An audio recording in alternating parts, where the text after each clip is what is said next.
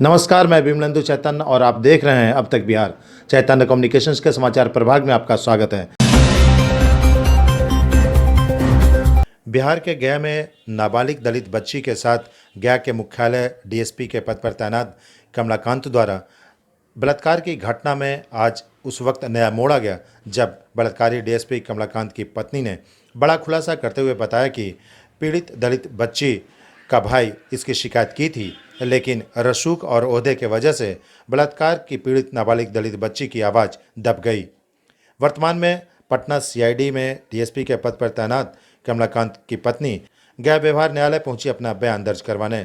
गया में मुख्यालय डीएसपी के पद पर तैनात कमलाकांत ने अपने रसूख का नाजायज फायदा उठाते हुए एक दलित नाबालिग बच्ची के साथ दुष्कर्म की घटना को अंजाम दिया था। डीएसपी कमलाकांत सन 2017 में गया मुख्यालय में डीएसपी के पद पर तैनात था। उस वक्त नाबालिग दलित बच्ची के भाई द्वारा इस दुष्कर्म की घटना पुलिस को लिखित शिकायत कर की गई थी, पर कमलाकांत के रसूख के वजह से दलित नाबालिग बच्ची के साथ हुए बलात्कार के दोषी डीएसपी कमलाकांत का कोई भी बाल बाका नहीं कर सका। यह मामला उस वक्त बलात्कारी डीएसपी कमलाकांत ने अपने ओहदे और रसूख की वजह से दबा दिया था। इस घटना के 3 साल से भी अधिक हो चुके हैं। आज फिर बलात्कारी डीएसपी के खिलाफ गया व्यवहार न्यायालय में कार्रवाई शुरू कर दी गई है। गया व्यवहार न्यायालय में बलात्कारी डीएसपी कमलाकांत की पत्नी का 164 का बयान दर्ज कराया गया। डीएसपी की पत्नी ने बताया कि इसकी जानकारी पीड़ित नाबालिग दलित बच्ची ने उनके घर जाकर बताई थी, लेकिन पति ने इस मामले को दबा दिया था। आज 3 साल से भी ऊपर बीत जाने के बाद यह मामला फिर से तूल पकड़ने लगा है। हरेंद्र कुमार ने बलात्कारी डीएसपी की पत्नी के साथ आज गया व्यवहार न्यायालय पहुंचकर उनका बयान दर्ज करवाया। क्राइम ब्रांच के सब इंस्पेक्टर हरेंद्र कुमार ने बताया कि यह मामला सन 2017 का है। उस वक्त कमलाकांत गया मुख्यालय में डीएसपी के पद पर तैनात थे। उनके यहाँ पटना से लाई गई एक नाबालिग बच्ची को घर पर काम करने के लिए लाया गया था, लेकिन उस बच्ची के साथ डीएसपी कमलाकांत ने बलात्कार किया। इसकी जानकारी पीड़ित नाबालिग दलित बच्ची ने अपने भाई को दी थी, लेकिन इस पर कोई कार्रवाई नहीं हुई। आज 2021 के जून में इस घृणित कुकृत्य की गवाही बलात्कारी डीएसपी की पत्नी की दर्ज गया व्यवहार न्यायालय में कराई गई। डीएसपी की पत्नी ने बताया कि इसकी जानकारी पहले भी पीड़िता के परिजनों ने दी थी। उस वक्त डीएसपी के ओहदे का दुरुपयोग करते हुए इस पूरे मामले पर लीपापोती कर दी गई थी। आज गया व्यवहार न्यायालय में तत्कालीन डीएसपी के पत्नी का बयान दर्ज करवाए जाने के बाद नाबालिग दलित पीड़ित को न्याय मिलने की उम्मीद जगी है। अभी तो उसमें वही बयान देने जा रहे हैं। घटना तो वही बच्ची हमको बताई थी जी। घटना के बाद बच्ची हमसे मिली थी, तो बच्ची बताई थी कि हाँ मेरे साथ इस तरह की घटना घटी है। जब घटना घटित हुई थी 2017 में, उस समय वो बच्ची हमको बताई थी जी। मेरे साथ इस तरह घटना घटी है। हाँ, मतलब जो बच्ची जो डीएसपी साहब भेजे पटना ये कि यहाँ काम करने के लिए,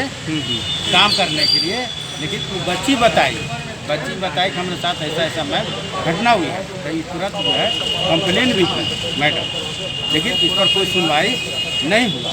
घटना किनके द्वारा हुआ किया गया? घटना अबू कमलाकांत डीएसपी साहब क्या थे वो हैं? क्या थे? यहाँ से मुख्यालय डीएसपी थे। वाईएमसीए ने ऑक्सीजन कंसंट्रेटर बैंक की शुभारंभ की। कोरोना जब चरम पर था तो सबसे अधिक मांग ऑक्सीजन की थी। कई अस्पतालों में ऑक्सीजन की कमी के कारण मरीजों की मृत्यु हो गई। बाजार में ऑक्सीजन सिलेंडर उपलब्ध नहीं थे। खाली सिलेंडर को पुनः भरवाना भी कठिन काम था। ऑक्सीजन कंसंट्रेटर तो मिल ही नहीं रहा था। गया वाईएमसीए ने इस विकट परिस्थिति में पिछले कोरोना काल के समय 11 ऑक्सीजन सिलेंडर के साथ कोरोना के मरीजों को होम क्वारंटाइन के समय ऑक्सीजन सिलेंडर मुहैया कराया। वाईएमसीए के प्रिय रंजन डॉयर ने बताया कि बोधिया स्थित बुद्धा लाइट चैरिटेबल ट्रस्ट, जो एफजीएस की शाखा है, उन्होंने गया वाईएमसीए के कार्य को देखते हुए 2 ऑक्सीजन कंसंट्रेटर दान में दिए। वाईएमसीए के कार्य का खालसा एड्स ने भी सराहना की और 8 ऑक्सीजन कंसंट्रेटर वाईएमसीए को सुपुर्द किया। वाईएमसीए द्वारा संचालित ऑक्सीजन बैंक के कार्यालय में आज एक कार्यक्रम आयोजित किया गया।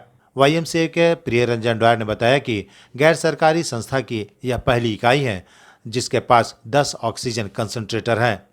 आपको बता दें कि गयावासियों को पिछले साल जरूरतमंदों के बीच ऑक्सीजन सिलेंडर देने का कार्य YMCA द्वारा किया गया है। YMCA के सचिव प्रिय रंजन डॉयर ने बताया कि इस वर्ष लोगों के सहयोग से 5 ऑक्सीजन सिलेंडर खरीदा गया। आज से ऑक्सीजन कंसंट्रेटर बैंक आम लोगों के लिए काम करना शुरू कर दिया है। ऑक्सीजन कंसंट्रेटर बैंक के उद्घाटन के मौके पर गया गुरुद्वारा प्रबंध समिति के अध्यक्ष सरदार भगवान, उपाध्यक्ष सरदार रौनक, YMCA के अध्यक्ष आनंद कश्यप, बोर्ड सदस्य पुरिंदर सारवन्य, डॉक्टर सहबत नूर, प्रतीक विल्सन, मनीषा करकेटा, श्रीमती मार्टिना एवं विक्की कोऑर्डिनेटर आदि मौजूद थे। गया YMCA पिछले कोरोना का जो प्रारंभ हुआ था उसी समय हमारे सदस्यों ने एक सुझाव दिया कि इस समय एक ऑक्सीजन सिलेंडर की आवश्यकता है कोरोना के मरीज़ों को। तो हम लोग ने एक सिलेंडर से आपस में चंदा जमा करके एक सिलेंडर से एक प्रारंभ किया और लोग जुटते गए। आज के दिन हमारे पास 11 सिलेंडर हो गए। भी जो यहाँ पर के स्थानीय तौर से जिनको मदद कर सकते हैं उनको हम मदद करेंगे। प्रिय रंजन डॉयर, सचिव गया YMCA। आज बेहद खुशी का दिन है हम गया वासियों के लिए कि गया की संस्था YMCA आगे बढ़कर निरंतर कार्य करते हुए आज इन लोगों ने यहाँ पर एक ऑक्सीजन बैंक का शुरुआत किया था सेकंड वेव में, और साथ साथ ऑक्सीजन सिलेंडर के इन लोगों ने यहाँ पर आज ऑक्सीजन कॉन्सेंट्रेटर मंगाकर और उसकी भी सेवा देनी स्टार्ट करी है। जिले के सिरघाटी शहर में इलाज के दौरान बच्चे की मौत से परिजनों ने जमकर हंगामा किया। ऐसी घटना पूर्व में भी कई बार देखने को मिली है, लेकिन स्वास्थ्य विभाग के द्वारा कभी उचित कदम नहीं उठाया गया। अवैध रूप से दर्जनों निजी हॉस्पिटल बिना डिग्री और बिना अनुभव के चिकित्सकों के द्वारा चलाया जा रहा है, जबकि ऐसे अस्पतालों का रजिस्ट्रेशन भी नहीं होता है। ऐसे में खुलेआम दर्जनों निजी अस्पताल चलाए जा रहे हैं। बिना डॉक्टर के ही मरीजों को बलि का बकरा बनाया जाता है, उनसे पैसे लूटे जाते हैं और सही से इलाज भी नहीं हो पाता है, जिसके वजह से लोग इसके शिकार हो रहे हैं। शेरघाटी के नई बाजार के कुंज गली मैक्सवेल हॉस्पिटल की घटना है, जहां 6 माह के एक बच्चे का इलाज के दौरान मौत हो गई। उसके परिजनों ने जमकर हंगामा शुरू कर दिया। देखते ही देखते कंपाउंडर और डॉक्टर भाग निकले। मृतक के परिजनों ने बताया कि मेरा बेटा अंकित कुमार करीब 6 माह का था, जिसे 10 दिनों से बुखार आ रहा था। निजी अस्पताल में उन्हें भर्ती कराया गया। हंसराज गुरुआ से इलाज चलाने के बाद डॉक्टरों ने रेफर कर सिरघाटी भेजा। मैक्सवेल अस्पताल में भर्ती कराया। कमीशन के चक्कर में इधर उधर लोगों को भेजता रहा, लेकिन अंततः मेरे बच्चे की 14 तारीख को मैक्सवेल हॉस्पिटल में लाकर इलाज करवाया गया। डॉक्टर ने NICU में भर्ती कराने की सलाह दी और 6,000 रुपये जमा करने को भी कहा। कुल मिलाकर 17,000 रुपये जमा करा लिए, लेकिन रविवार की रात जब बच्चे की हालत बिगड़ी तो अस्पताल कर्मियों को बच्चे को देखने के लिए कहा गया, लेकिन अस्पताल का कोई भी कर्मी देखने के लिए तैयार नहीं हुआ। ऐसे में अस्पताल कर्मियों की अनदेखी की वजह से बच्चे की मौत हो गई। सर देखिए ना, अभी बच्चा के बुखार लगा 9 तारीख को और वहाँ गुरुआ भर्ती कराए तो गुरुआ 2-3 दिन रखा था। 12 तारीख के यहाँ 12 तारीख नहीं 13 तारीख यहाँ आए और तो वहाँ यहाँ आए तो सुई दिए तो ठीक रहा, और फिर 14 या 15 तारीख को पूरा सीरियस हो गया। तो सर से पूछे कि का सर अति बजट कंट्रोल में है ना, तो हाँ कंट्रोल में कोई दिक्कत ना है। प्रधानमंत्री स्वर्णिम चतुर्भुज योजना का कार्य गया में जिस वक्त चल रहा था, उस वक्त सत्येंद्र दुबे हत्याकांड पूरी तरह चर्चा में थी। सत्येंद्र दुबे की हत्या अपराधियों द्वारा कर दी गई थी। इस चर्चित घटना के अनुसंधान में अहम भूमिका निभाने वाले अटल सिंह अब इस दुनिया में नहीं रहे। अटल सिंह पहलवान के नाम से भी जाने जाते थे। अटल सिंह का पहलवानी शहर और राज्य में चर्चित था। अटल सिंह की असामयिक मौत ने लोगों को स्तब्ध कर दिया है। गया के कई लोगों ने उनके निधन पर शोक संवेदना व्यक्त करते हुए उनके प्रति श्रद्धांजलि अर्पित की है। Rotary Club of Bodhgaya Regency के तत्वाधान में अंतर्राष्ट्रीय योग दिवस का आयोजन किया गया। इस मौके पर गया बोधगया मार्ग पर स्थित बुद्धा प्रसाद पब्लिक स्कूल परिसर में Rotary Club of Bodhgaya Regency के सदस्य और क्लब के प्रेसिडेंट नवल किशोर शर्मा के फैक्ट्री में काम करने वाले कर्मचारियों और मजदूरों को योग का महत्व बताया गया। इस मौके पर नवल किशोर शर्मा ने योग दिवस पर आयोजित कार्यक्रम को संबोधित करते हुए कहा कि आज से 7 वर्ष पूर्व देश के प्रधानमंत्री नरेंद्र मोदी ने 21 जून को योग दिवस मुकर्रर करने की बातें कई देशों के होने वाले सम्मेलन में कही थी, जिसमें भारत के प्रधानमंत्री नरेंद्र मोदी की बातों को मानते हुए पूरे विश्व में 21 जून को योग दिवस मनाए जाने की घोषणा की गई। दरअसल में 21 जून को ही योग दिवस क्यों मनाया जाए, इस पर प्रधानमंत्री नरेंद्र मोदी ने कहा था कि यह दिन पूरे साल का सबसे बड़ा दिन होता है। इस नाते पूरे विश्व को इस दिन योग दिवस मनाने की बातें मानी गई। योग दिवस पर आयोजित कार्यक्रम में श्री शर्मा ने कहा कि कोरोना संकट की घड़ी में योग प्रासंगिक है, क्योंकि आप सुरक्षित रहेंगे तो देश सुरक्षित रहेगा, आप स्वस्थ होंगे तो देश स्वस्थ होगा। वैश्विक महामारी कोरोना ने देश सहित पूरी दुनिया के लोगों की इम्यूनिटी कमजोर कर रख दी थी, लेकिन योग ही एक ऐसा माध्यम है जो इंसान के शरीर की इम्यूनिटी दिन प्रतिदिन निरंतर बढ़ाता रहता है। इसलिए योग प्रतिदिन हर व्यक्ति को करना चाहिए। डीआरएम राजेश कुमार पांडे आज गया पहुंचे। गया जंक्शन का उन्होंने निरीक्षण किया। गया में बन रहे इलेक्ट्रिकल मेमू शेड का निरीक्षण करने के बाद उन्होंने 15 सितंबर तक शेड बनकर तैयार हो जाने की बातें कही। इसके बाद मेमू रेक को मेंटेनेंस के लिए झाझा नहीं भेजने की जरूरत पड़ेगी। इस संदर्भ में डीआरएम राजेश कुमार पांडे ने बताया कि आज निरीक्षण का मुख्य उद्देश्य था गया जंक्शन पर जो यात्री सुविधाएं हैं उसके बारे में जानकारी लेना। प्लेटफॉर्म नंबर 1 और 4 के आसपास उन्होंने निरीक्षण किया। उन्होंने बताया कि यूटीएस और टीआरएस बिल्डिंग का भी निरीक्षण करेंगे। उन्होंने कहा कि लिफ्ट की कार्य भी कैसा चल रहा है ये भी देखेंगे। उन्होंने बताया कि इलेक्ट्रिकल मेमू सेट का निरीक्षण करने के बाद 15 सितंबर तक सेट बनकर तैयार हो जाने की संभावना है। सर आज का विजिट का क्या पर्पज था सर?